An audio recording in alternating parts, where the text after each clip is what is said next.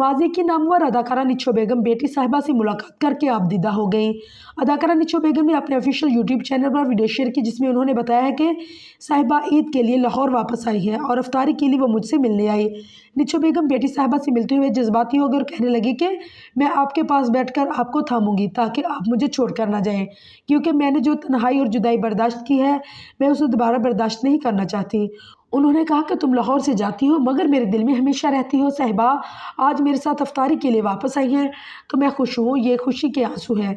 मैं अल्लाह का शुक्र अदा करती हूँ कि मेरे बच्चे मेरा ख्याल रखते हैं।